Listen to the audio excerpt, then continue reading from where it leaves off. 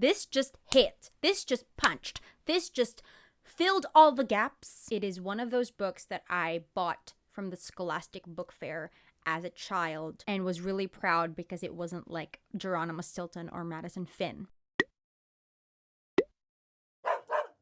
Hello everyone, good evening, it's Fief. Welcome to the channel. If you are new here, thank you so much for clicking on this video, and if you are back, thank you for being here again. I'm not sure if you're like me, you're a conscious girl, but when I started getting super into Goodreads, I was super aware of the number count on my read shelf. So I would be super aware of the number of whether or not I've read a lot of books. A lot is subjective, but to me, a lot is a higher number than maybe 50. When I was fixing my Goodreads, I was like, maybe I should look back into stuff I've read in the past, not just stuff I'm reading now. Maybe I should take a trip down memory lane and just input the teeny tiny little books I've read in my teeny tiny little childhood. And while I was doing that, I had an epiphany. I had a massive wave of nostalgia sweep over my entire humanity because I suddenly started remembering these series that I've read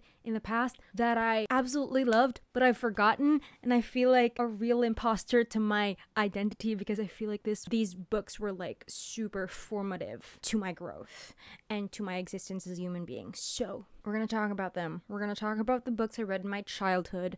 Although I don't know if I should call it childhood, I was technically already a teenager. So let's just say maybe tweens to mid-teens. Maybe around 9 to 14. Those were the years where I was literally really bookworm. Books all over my personality. Books were my life. I was just that kid. I just came across titles that I never thought I would ever even remember anymore, and I felt so bad because I have forgotten these titles and I never want to forget these titles ever again. I kind of feel like I want to reread some of them because they were just so important and vital to my personality. I'm not gonna touch on the really super duper popular ones. Of course we have Hunger Games, Twilight, Percy Jackson. Those were everybody read them. We know all about them. But there were books that I honestly don't remember talking to anybody about because I didn't know if anybody read them. I'm not gonna go through all the books because there's just so much of them. We're never going to end. It's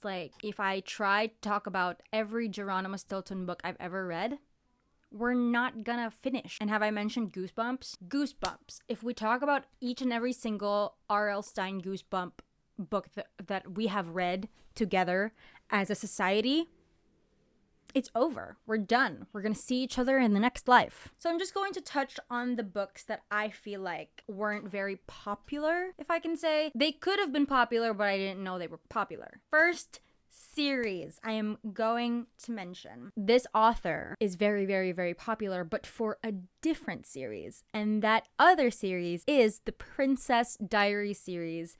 And you probably already know by the famous Meg Cabot. Now, Meg Cabot was a cultural reset. She was a pivotal contributor to history. She was just out there writing these books about Princess Mia and the life of a teenager or the lives of teenagers. And I think Meg Cabot books are really, really fundamental to a teenage girl's growth. But the series that I did get into was not Princess Diaries, but a series called The Mediator. And I honestly have not talked about this to anybody ever in my life. I have not encountered anybody who has read the Mediator series. The Mediator series was my Princess Diaries, and I honestly think it did a lot of things for me growing up. It is about a girl named Suze who was just about to enter high school, I believe, is what we call a mediator. So she's basically a diplomat or an ambassador between the living and the dead. So she can see dead people. These souls go to her when they have so-called unfinished businesses in the living world, and they have to finish these baggages before they can move on to the afterlife or wherever that afterlife is. She moved to California to kind of start a new life and get away from like all the ghosts and all like the stuff in her childhood. But these ghosts are like just following her everywhere. And I remember this series was just kind of funny in a really creepy, eerie way, because she would just be in her room and then the ghost would pop out and just start talking to her. I'm like picturing Goblin vibes. If you watch Goblin, the K-drama, ghosts just pop up and ask for her help to move on to the afterlife. And this was just amazing because she fell in love with a ghost, of course, but Jessie, the hot ghost haunting her bedroom, doesn't seem to need her help, which is a relief because Suze has just moved to sunny California and plans to start fresh with trips to the mall instead of the cemetery. I don't really remember a lot of her adventures, but I do remember feeling the most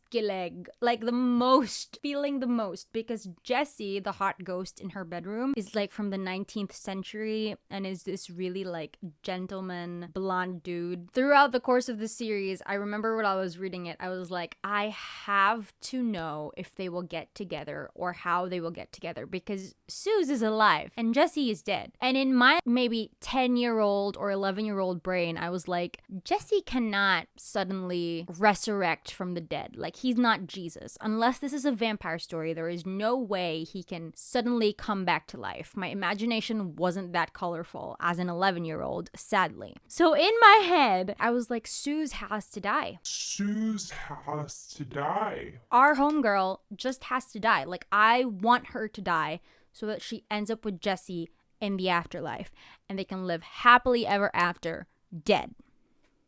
I can't tell you how it ended because I honestly don't remember, but I remember feeling really, really great things while I was reading the Mediator series. Like, this was like my entry to like maybe Gossip Girl vibes. No, not even Gossip Girl. Like chick lit, high school, like drama books and stories. Our girl who is not like other girls because she sees ghosts and there's a really hot 19th century ghost living in her bedroom who is maybe in love with her also. Like, I don't know. Oh my gosh. Okay.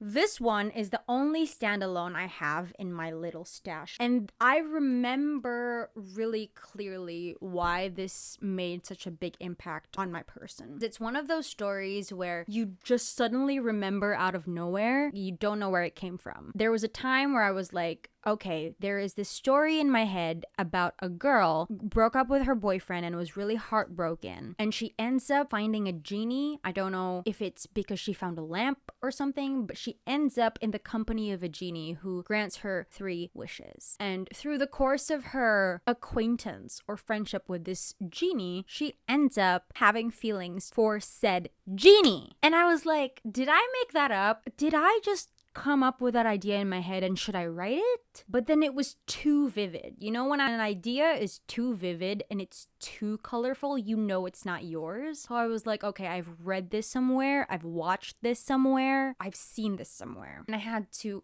Google like ridiculous things like girl falls in love with genie, genie grants 3 wishes, but blah blah blah blah blah. Like, I had to Google those stuff just to remember what this book was. It is one of those books that I bought from the Scholastic Book Fair as a child and was really proud because it wasn't like Geronimo Stilton or Madison Finn. And that book is called As You Wish by Jackson Pierce. I mean, look at this cover. It screams, I am not a child anymore and I can move on from books like My Secret Unicorn. I can finally read about kiss scenes. You know, it's that kind of book, right? Like, it's that kind of book you see as maybe an 11-year-old in the Scholastic Book Fair and is like, I am finally a teenager, mom. So As You Wish by Jackson Pierce, I already told you what it's about. But Viola breaks up with her boyfriend, falls into a really like spiraling heartbreak, meets a genie. She has feelings for the genie. The rest is history. Does the genie fall in love with her? Does the genie get out from his genie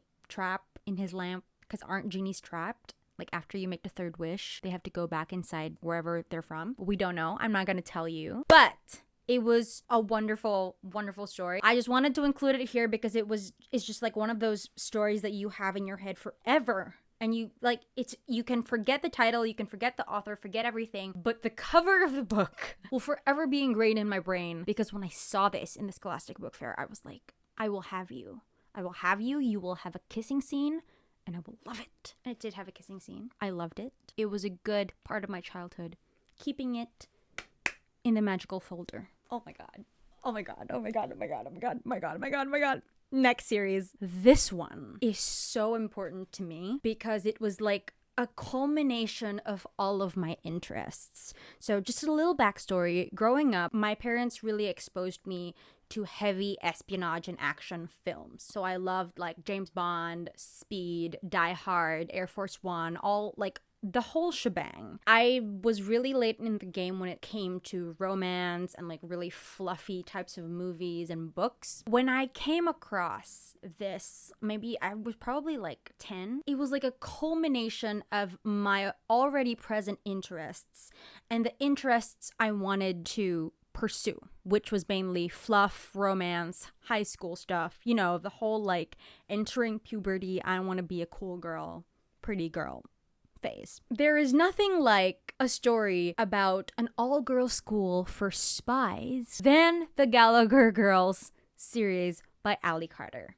This just hit. This just punched. This just filled all the gaps in literature. This just delivered so freaking hard. It is impossible to forget. And I also saw this in the Scholastic Book Fair, maybe around after I saw As You Wish by Jackson Pierce. And I was already up in that game. You know, I was already like, oh my gosh, I already witnessed my first kissing scene. Maybe I want to spice it up a bit and like go to a more mature type of literature. The title of the first book of the Gallagher Girls by Ali Carter series, if anybody has forgotten, is the best title ever in the world. And that is, I'd tell you I love you, but then I'd have to kill you. My 12-year-old brain could not fathom. It simply could not. It overdosed. And this cover with like preppy schoolgirl hip uniform with like a spy logo. I mean, she is a spy and she's wearing a cool uniform. And it is about a girl named Cami Morgan who is a really it girl in her spy school because her mom is like the headmistress or the principal or whatever in Gallagher Academy. But then she ends up falling in love or having feelings for a really regular boy. When I say regular, I mean he is not a spy. Like he goes to a really boring regular high school, unlike Cami who goes to a really cool super school for super spies. And it did things. It did things to my person. It did things to my childhood. I wanted to be Cami. I wanted to be a super spy. And it doesn't help that the rest of the books in the series, there comes another school or another academy for boy spies. And she meets this guy named Zach, who is the complete opposite of boy number one from like the first book. I don't even remember boy number one's name, but I remember Zach because he was my super crush, and I fell in love with him because he was like the Nikolai Lantsov of the generation. You know, he was cocky, he was full of himself, he was tall, handsome, and gorgeous. It becomes a love triangle, and Cami goes on a lot of adventures with like boys running after her, you know, picking locks and fighting crime and whatever. It was just the best. It was fun. It was flirty. It was everything you will ever want. And I honestly am upset because I found out like just now, like just before recording this, that there is a book that I haven't read yet. I think it's just a novella, but it's called The Gallagher Wedding. Excuse me? Wedding? Does Cami get married? To who? To which boy? We don't know. I mean, I don't know because I haven't read it yet. So maybe I will go do that after this video. But yeah, the Gallagher Girls, best, formative, crucial to my growth. And I think there's another series by Ali Carter called The Heist Society. I read the first book and it was great. I haven't read the second. Maybe I should go do that. Let's go to a series that I can say is one of my favorite series of all time, despite not having read this series in the longest time. And I know when I read it again, my opinions will change, but I think that's besides the point. Like, it was my favorite series, one of my favorite series, or maybe in my top 3 as a kid. And I have never talked to anybody about this, like ever. And I have never met anybody who has read it like me, apart from my sister, who I forced forced to read after me. The title sounds ridiculous now, but it wasn't before. And maybe it still isn't now, but it just sounds kind of trippy. I still have the books with me right now. And this series is called the Vampirates series by Justin Somper. You heard me. They're called vampirates because the pirates, you guessed it, are vampires. Magic. My backstory here is I was in National Bookstore in Robinson's Galleria and I was about to buy maybe a sequel to some series I was reading currently. I bought this in August 31, 2008. I was in 7th grade. My mom was like, just pick something up. And I picked this up because my 10-year-old self had great taste in covers. Look at this cover. It's so freaking gorgeous. I really did not know anything about it going into it. I just read like the small little poem at the back and I'm gonna read it to you because it's what hooked me. Well, if pirates are bad and vampires are worse, then I pray that as long as I be, that though I sing of vampirates, I never one shall see.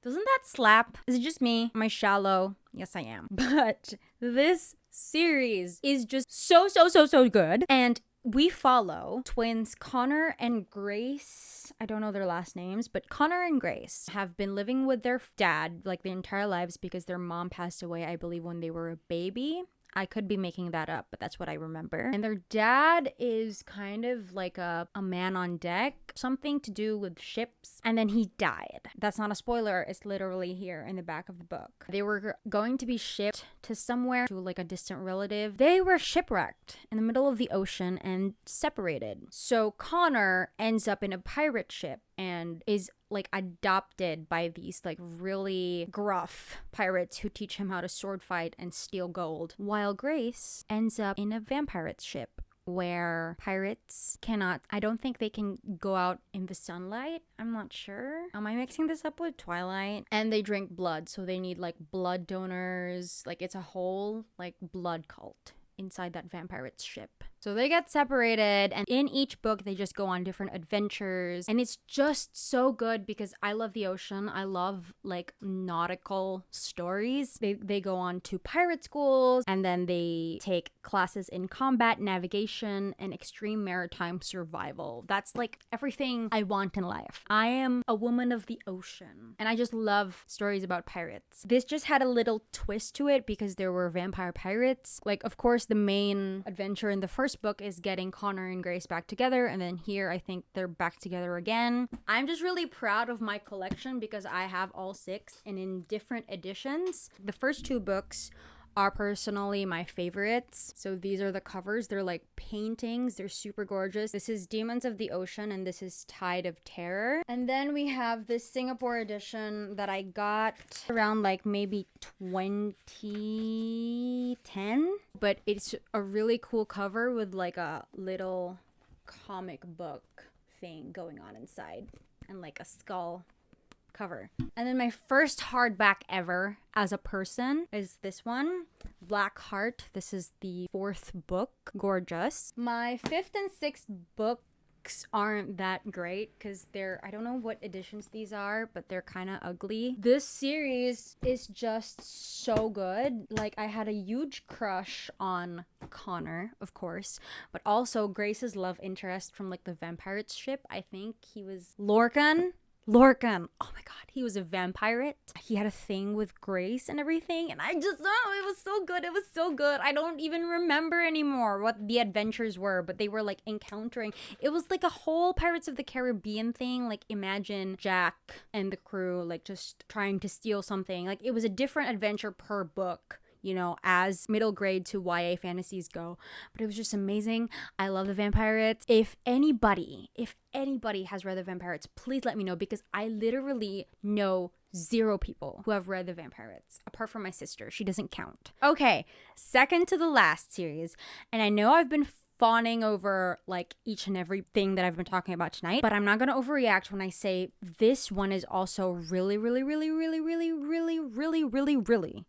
formative to my life. And I feel like to the general audience, I think this is also one of like the more popular series. In my first book, March 7, 2010, I was just hooked. This series just had a chokehold on me. And it was funny because this author and these types of books are like for dads. These are the type of pocket books my mom and my dad read. I don't even remember how I got into it in the first place, why I even started reading it. It doesn't look very appealing to the younger audience, but this is James Patterson's Maximum Ride, and I bet you probably have read this. A lot of the people in the world have probably read the Maximum Ride series, and for good reason, because it's just one of the best sci-fi middle grade to YA series ever. And I still have each and every book. Okay, I might be lying. I might be missing one, but I still have each and every book here. It started from like the small pocket books. I have like 2 of them.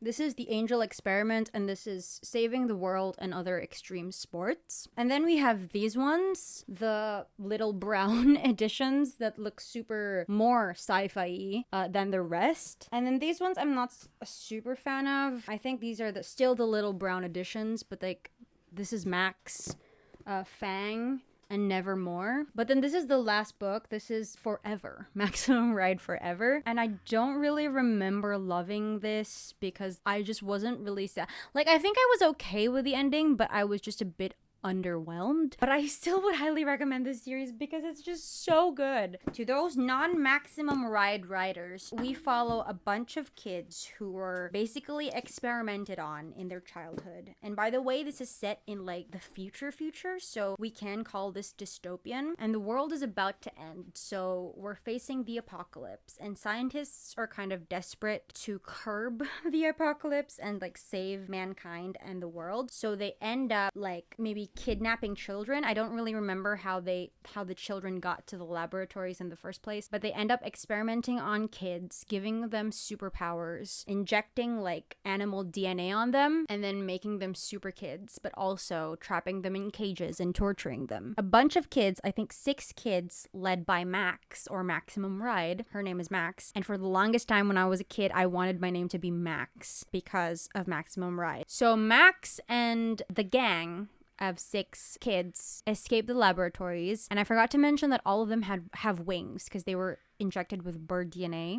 The adventure just is them on the run from these white coats. Is that what they call the scientists? And then there are these monsters called erasers who are also genetically altered kids, or like men that look like hybrid werewolves and humans in a not attractive way. Sort. I would describe it as a really essential series to a growing teen because it's basically the Lord of the Flies of sci-fi. Like, these bunch of kids escape the laboratories. I mean, none of the kids in Lord of the Flies escaped, but they try to survive the outside world on their own, and they kind of discover things about themselves as they flee from the bad guys. So they discover puberty, romance, different things. And you're just kind of growing up with these kids. And this is one of the books I read with like romance in it and angst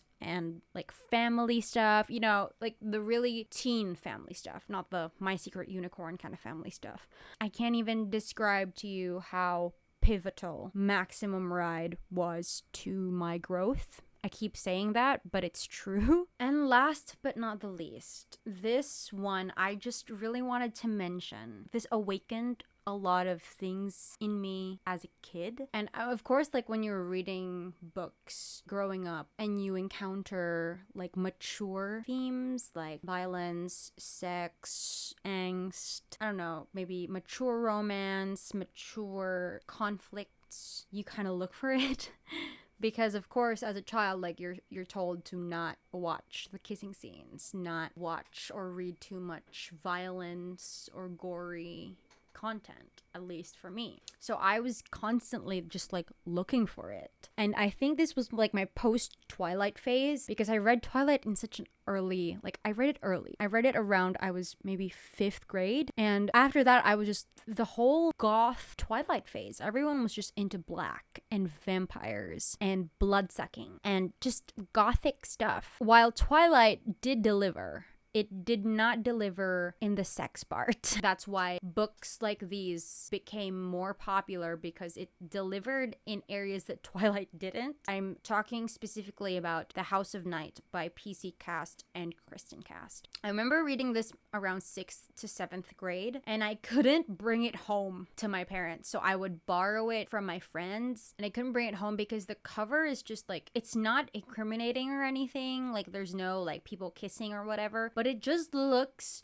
mature. Like, my mom would look at it and be like, you are reading about witchcraft, throw that away. You know, like these like really dark covers with like gorgeous girls in them and like posing really, I don't know, suggestively. I don't know, like there's something about these that are just like, okay, no, you cannot read them. I don't really remember if I loved, well, I do remember loving them because it was like a whole new experience for me reading more mature stories, but it wasn't that graphic. Because I remember this book was, I think, about like a Vampire Academy-ish. It had that Vampire Academy vibe that I never read until later in my life. So this was really the first set of books that I read that were like dark vampire stuff, gothic, sexy, whatever. And I think House of Night is about a vampire academy of sorts, or like a organization of vampires or whatever. I think it was a school. And I would describe it as kind of like a Gossip Girl meets vampires, because our main girl, we follow our main girl Zoe, who is like a fledgling, so I'm guessing from what I can remember is a new vampire who enters this like House of Night, and we just encounter like drama and hot vampire guys and really sexy vampire girls and mean girls. I think this also involved a bit of mythology because they believed in like a goddess and they had powers, so I think they could control like fire, like elements, if I am remembering this correctly. It was also like one of those books where when a vampire bites you, it is pleasurable. So usually vampires bite like when they're having sex, and sometimes it can be dangerous because when vampires bite humans, like the humans think it's a sexual thing, but they don't know that their blood is literally being devoured by vampires. So I don't know if I'm remembering this correctly. I just honestly remember the feelings I was feeling when I was reading this, because it was like I was very secretive about it, and there's something about, you know, things you consume that are not allowed, so it makes it more exciting, I guess. And I would just read it in between a book here at home, or I would just read it in school, or I would go to a bookstore and I would sit there all day. Like, I would let my parents leave me in the bookstore all day and I would read it in the bookstore. I remember the first book I think I bought of this was the third book. I think that was called Chosen. It had like a neck of a woman with like a bite or whatever, but my mom would have freaked. You know, it would have given my parents a heart attack, and I couldn't buy it, but I did, and I bought it in like a secondhand bookstore, or maybe I borrowed it from a friend. I brought it home and I would like be super secretive. I would hide it in between like my uniforms. It was like my version of stashing porn in like my cabinets, and it wasn't even that bad. Like, there wasn't even graphic sex. There wasn't, unlike adult romances that we read now that are very graphic. It was nothing like that. But of course, for like the brain of a 6th grader, I was about like 12, I was all up. I was like learning. It was a formative experience. And I don't know, I just wanted to mention that series because I remember like some of my classmates also reading it, because of course I did borrow it from some people. But it was I don't know, it was fun. It was a fun time to like sneak around with like vampire books. Oh my gosh, there we have it. My childhood reads, some of them. I honestly have so much here that I don't even, like, I can't go through all of them. Maybe I'll do a part 2. Let me know in the comments below, DM me, whatever, reach out.